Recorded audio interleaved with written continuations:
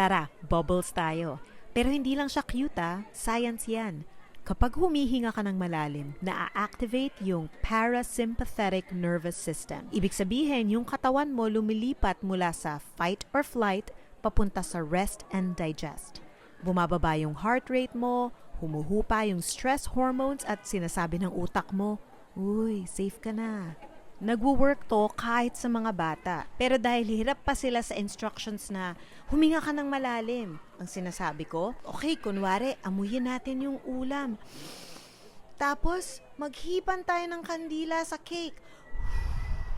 Masaya, concrete at super effective. Pag kalmado yung katawan, mas nakakasunod yung utak. Kaya yung bubbles, hindi lang yan laro.